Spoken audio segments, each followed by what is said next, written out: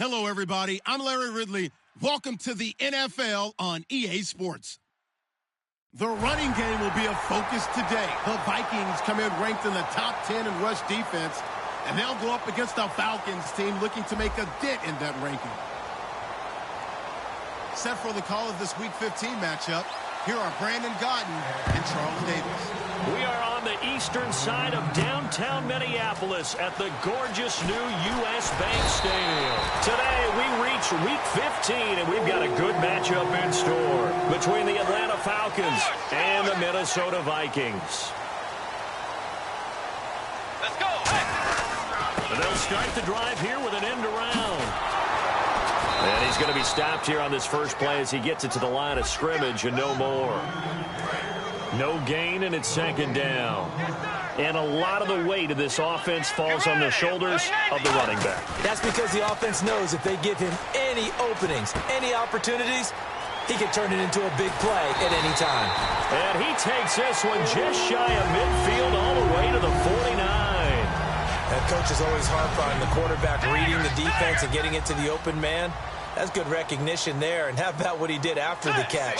Yeah, hit your tight end, let him get some rack. Yeah, when he gets moving, not many guys want to come over and put a hit on him, do they? Give him 16 on the pickup, and it'll be a Minnesota first down.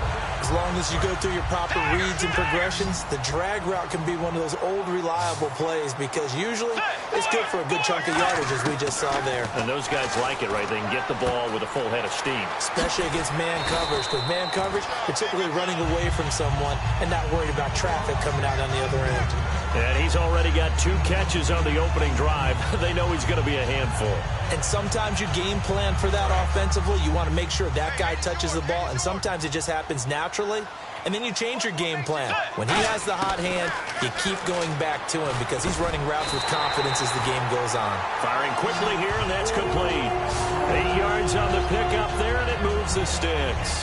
I think that's a big pickup for a first down because when you run a drag route against zone, you're sometimes asking for trouble because you might run into a defender. Yeah, well, there they ran into a first down. Executed it to perfection. From the red zone now, Bridgewater. And a quick throw here, that's complete. Now whistles and a timeout. Looks like we've got a Viking slow to get up. Well, he gets attended to. Let's step aside. Now it's 2nd and 7.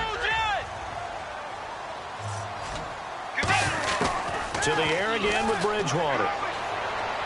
And did he get the feet down? No, they'll say he did not. It's incomplete. And here now the defensive starters for Atlanta. Vic Beasley's a very talented outside linebacker whose #1 task, rush the passer. But he has the athletic ability to drop into coverage.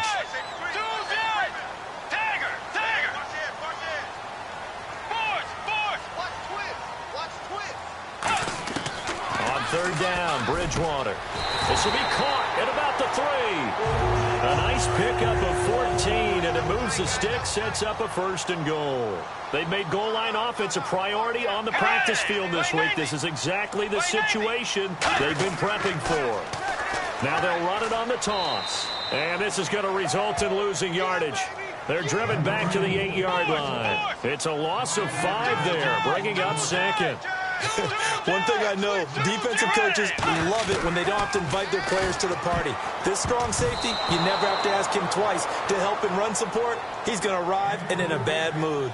Not only did they drop what looked like an interception in the end zone, they blew a golden opportunity to shift the momentum. Can this defense get the stop on the opening drive? Here's 3rd and goal. Let's go. 3rd and goal for Bridgewater. And that is incomplete. Now the Vikings will send out the special teams crew here for a field goal try. From the right hash, and this one just a chippy.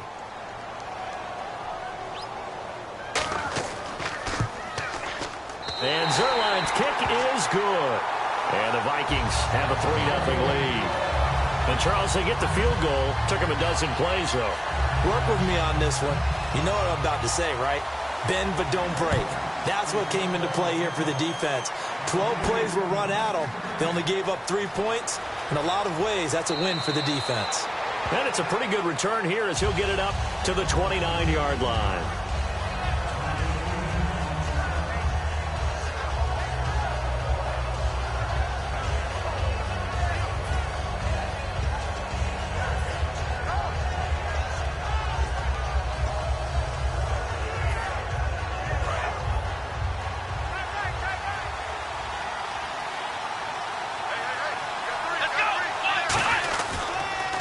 They'll run for the first time with Devontae Freeman. Officially no gain on the play, and it's second down. And a man, as we look at the starters now, a man who really has earned us talking about him in the booth, Julio Jones. He's a 1,000-yard receiver each and every year. So sleek, so wonderful. I call him Secretariat. Austin Hooper, the tight end, was the intended target. And that'll make it third down. Quickly now a look at the defensive starters for Minnesota. When I see Sharif Floyd hit the field, I think of all the potential he has, and it's a lot of fun watching that come to the surface.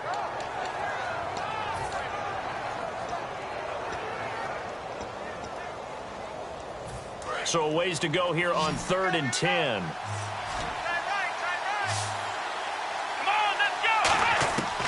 Now they'll throw here out of the gun. And he's got room. And he'll be brought down right around the 37. 7 yards on the play. And it'll be 4th down. The Falcons send out their punter as he's on to punt for the first time this afternoon.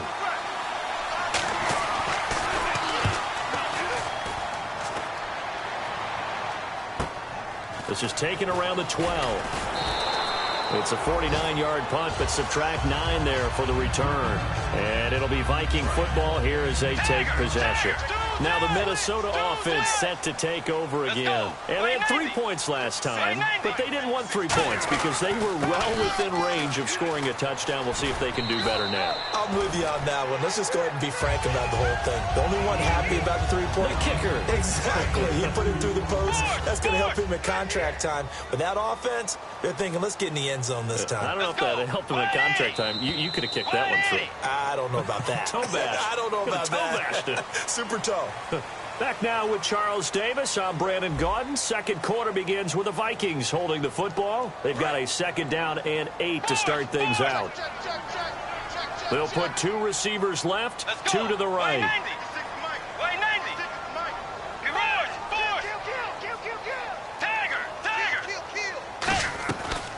They'll run it now out of the gun. And he's going to be met at the line of scrimmage and taken down.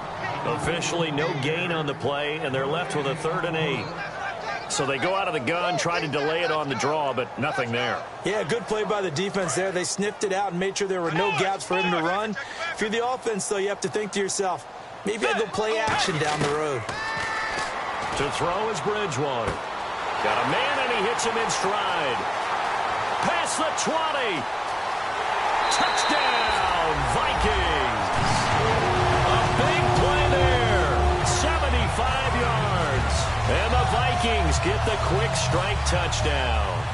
Good pass, clean catch, and a house call there on the fly route. And not that much room to operate. So that tells you about his acceleration. We always talk about being able to go from 0 to 60 real fast. It took him less time than that to get to top speed and complete that play. This fielded at the 2. And a good return as he'll be stopped just shy of the 30-yard line. And here now come the Falcons. And on the first drive, 3 and out. And I know that these are professional athletes, but I would imagine sometimes you get the nerves at the beginning of a game still, don't you? Those don't ever go away. And typically what I've heard from guys and what I remember from playing, if you don't have nerves at the start of a game, it's not going to be a great day for you. You're not really ready to play. So finding a way to harness those nerves and not let them affect you in a negative way, that's what all the guys are looking for. And able to get this one across the 45 before he's brought down.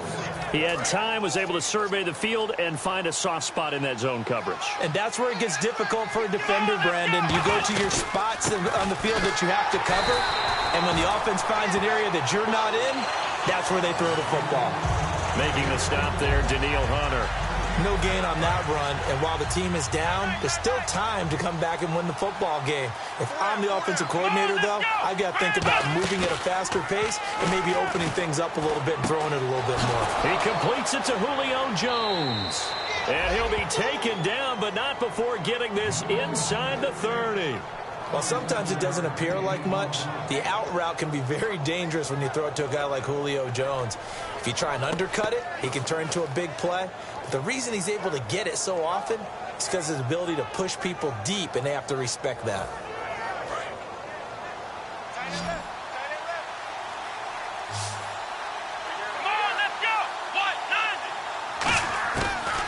first down. He'll drop to throw. Dancing to his left. And he'll be brought down inside the 20 at the 19. Call it a pickup of 7, and that'll make this a second down. Now, that was not a bad scramble there on first down. He didn't force it, nor did he throw it away. He was able to take off, and now he made it a very manageable second and short.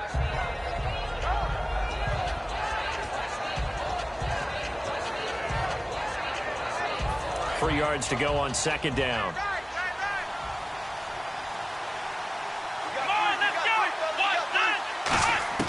From the shotgun, he'll look to throw. Caught on the right side by Jones. And he'll go down here at the 12-yard line. They get 6 on the pickup there as the drive will continue. When you see zone defense and you know you've got a drag route on as your primary call, you've got to be really careful as a passer about how far you let your guy go because he might wander into some tough coverage.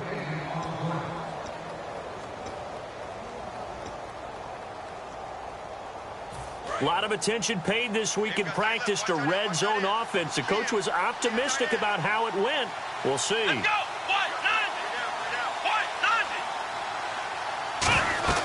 This is Freeman on 1st and 10. And strong running there as he's inside the 10 and down to the 8-yard line. Well, that's exactly what you want on a first down run. Pick up 5 yards, bring up 2nd and 5. The defensive line, though, they've got to figure out a way to out-leverage the guys up front because the offensive line is winning at the point of attack. Here we go. Again, they'll run with Freeman. So a nice job to break the one tackle, but not much daylight after that as he's brought down.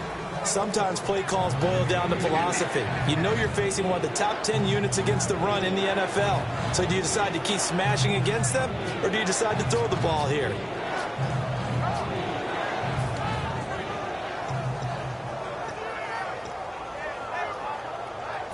Seventh play of the drive now as they come up on a 3rd and 3.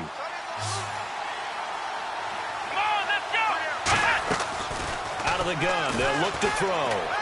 Being chased out left. And he will score. Touchdown, Falcons. It's their quarterback. A 5-yard touchdown run. And the Falcons draw a bit closer.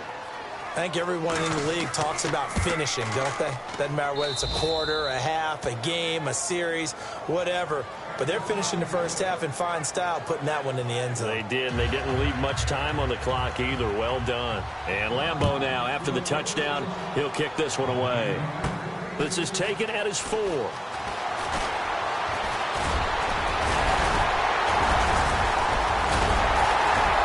And what a return. Great field position all the way out to the 48-yard line. And now out comes Minnesota. And they were able to punch it in the end zone last time. They'll be looking to do that again here for the defense. Obviously, they'll be looking to stop them from punching it back in the end zone. It always is punch-counter-punch, isn't it? And which team has the advantage? Well, let's just go back. Last time on offense, they rolled downfield, got into a good rhythm. You can see a little more bounce in and out of the huddle. You can see the sideline really get into the game. So defensively, you're thinking to yourself, how do we take that away from them? How do we get the advantage back? Let's see what they come up with. I think pressure is always the first way to go. You love pressure. I love it. We'll see if they dial it up this drive. Looking left side, and it's complete. Now whistles come in. We're going to get a timeout here by the offense. It's just their first, so they'll have 2 remaining here before we get to halftime.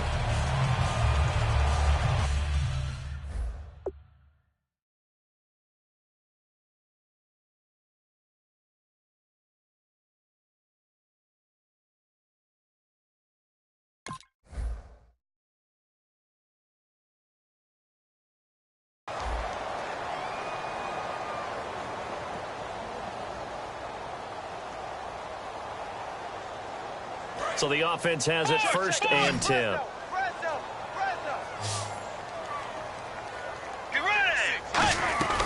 They'll run it now out of the gun. And he'll get it down inside the 20 to the 18-yard line. A nice run there, 9 yards, and it'll be 2nd down. And the offense moving quickly to the line. Bridgewater. Now he's hit, and Bridgewater loses the football. And the Falcons grab it. And the return this time will go out to the 42-yard line. Now hold everything here. We're going to get a timeout by the offense. So as they take it over, we step aside.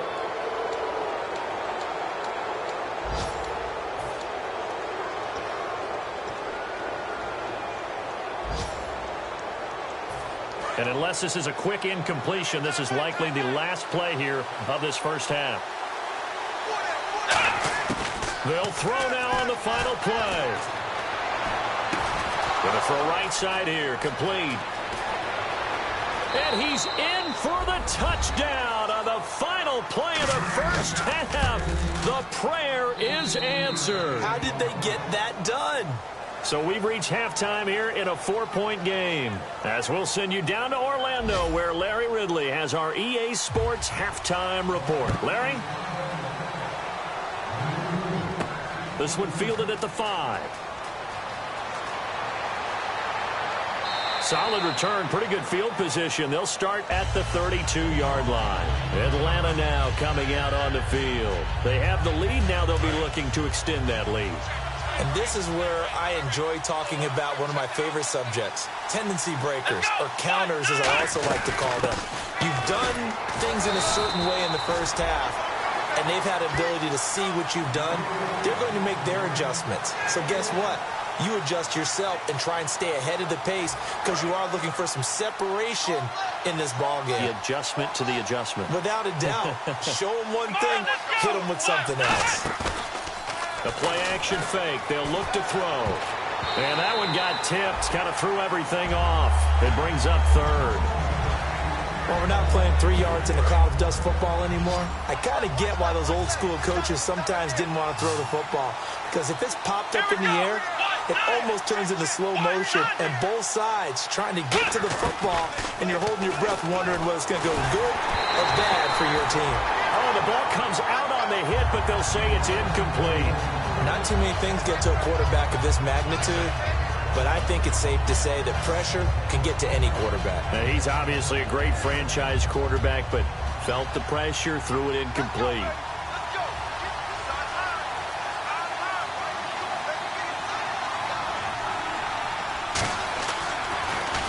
He gets this one away, and boy, it's another boomer.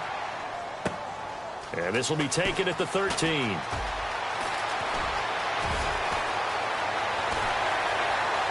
And some space here. There he goes, left side. Touchdown, Vikings. Their big-bodied receiver, 87 yards. And the Vikings are going to retake the lead. And we always talk about kick returns being so exciting on kickoffs. Punt return almost equally exciting. And typically we talk about the kickoff return being the most exciting 10 seconds in football. Let's just cut it in half for a punt return and make it the most exciting 5 seconds in football. It's a great, glamorous, dashing play. So after the punt return touchdown, let's see what their opponents can do with this kickoff. This will be fielded at the 6. And a nice return sets him up pretty good here at the 30-yard line. Atlanta now coming out on the field. And a tight game after punting last time. See if they can get something going on this drive. As they head to the field now, with the game this close, you've got to feel there's a sense of urgency for them going on offense right now. But they have to do it without letting panic creep in and affect their play.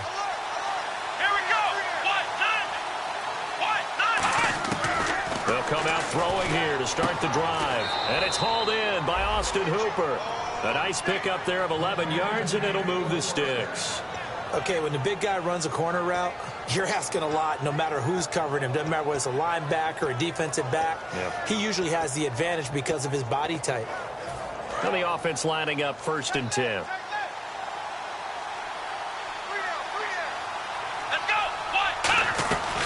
They'll run it now out of the gun. And very little daylight there. He'll get a couple up to the 44. Give the tackle there to Daniil Hunter. I do know from experience that when you slow down someone's running game, you're now doing the dictating on defense. And guess what? Now you're getting ready to tee off on their quarterback because they have to throw it all the time. But you still have to be alert for the draws and other plays of that nature to make sure you don't get hurt. Forced out to his left. And he'll be taken down, but not before he gets into enemy territory. It's a gain of 11 yards that time, and it produces a new set of downs. Partner, as a quarterback, sometimes you just got to know when the clock has gone off in your head, it's time to go. Tuck it and get all you can.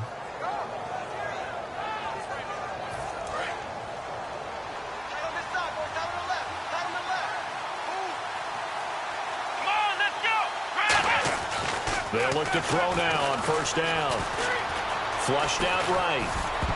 Throwing over the middle, and it's incomplete. The Pro Bowl wideout Julio Jones is intended receiver. And it's second down. A good number of coaches at any time they call an in route are really worried about the play because there's so much traffic ordinarily that the ball has to get through to get to the receiver. And on that play, it was batted down. On second down, Freeman trying to bounce it outside, but he's only able to get it back to the line of scrimmage. They'll lose a yard, and it brings up third. All right, Brandon, you know me as well as anyone. You know I don't usually advocate abandoning things during a game, but here we are in the second half. I think it's time to change things up. Let the running game go a little bit. Let's get to the passing game, and if you still want to get in the hands of the runner, maybe you swing it to him, throw it to him a little bit. Try it that way. Will the defense dial up the pressure? Let's see. 3rd and 11. Let's go. 38. They'll look to throw here. He's got time in the pocket. And this is going to be incomplete. If you're a defender, one of the fun things about playing zone defenses, especially in today's football, is that it's not as static as it was in the good old days, meaning you just drop to a point and react into the football. Now you end up with a lot of man-to-man principles once you get into your zone defense. In other words, get to your assignment and then locate a guy coming into your area, and then you end up covering him almost man for man. That allows him to make more plays on the football like the one we just saw there. Just a 25-yard punt, not what he was hoping for by any stretch. And out will come the offense as they take over. Well, now they'll try the end around.